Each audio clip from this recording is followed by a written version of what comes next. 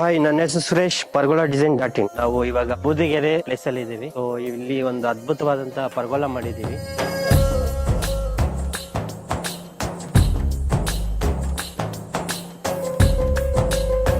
So ಇಲ್ಲಿ ಏನೇನ್ metal use ಮಾಡಿದ್ಯಾ, ಯಾವ ತರ ಸ್ಟ್ರಕ್ಚರ್ ಮಾಡಿದ್ಯಾ, ಯಾವ ತರ ಪರ್ಲಿಂಗ್ ಯೂಸ್ ಮಾಡಿದ್ಯಾ, ಮಂಗಳೂರು ಡಬಲ್ ಟೈಲ್ ಹಾಕಿದ್ಯಾ.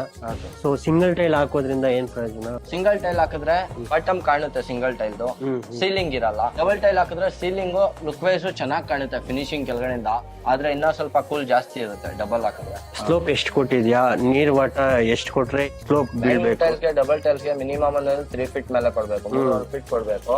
ಕೊಡ್ದಿರಾದ್ರೆ ಲೀಕೇಜ್ ಆಗುತ್ತೆ. 3 ಫೀಟ್ ಇದ್ರೆ ಬಂದಿದ ತಕ್ಷಣ ಹಿಂಗೆ ಬೇಗ ಆಗುತ್ತೆ. ಸ್ಲ್ಯಾಂಡ್ ಜಾಸ್ತಿ ಎಷ್ಟಿರುತ್ತೆ ಅಷ್ಟು ಒಳ್ಳೇದು. ಪ್ರಾಕ್ಟೀಸು ಮಾಡಿದ್ಯಾ, ಇದರಿಂದ ಏನು ಉಪಯೋಗ? ಸೇಫ್ಟಿ ಆಗುತ್ತೆ, ಆಮೇಲೆ ಪ್ರೈವೇಸಿ ಎಲ್ಲ ಲುಕ್ ವೈಸ್ ಎಲ್ಲ ಚೆನ್ನಾಗಿ ಕಾಣುತ್ತೆ. ಇದೇ ತರ ಪರ್ಗೋಲಾಗಳು ನಿಮ್ಗೂ ಬೇಕು ಅಂದ್ರೆ ಪರ್ಗೋಲಾ ಡಿಸೈನ್ ಕಾಂಟ್ಯಾಕ್ಟ್ ಮಾಡಿ. ಸುರೇಶ್, ಪರ್ಗೋಲಾ ಡಿಸೈನ್ ಡಾಟ್ ಇನ್.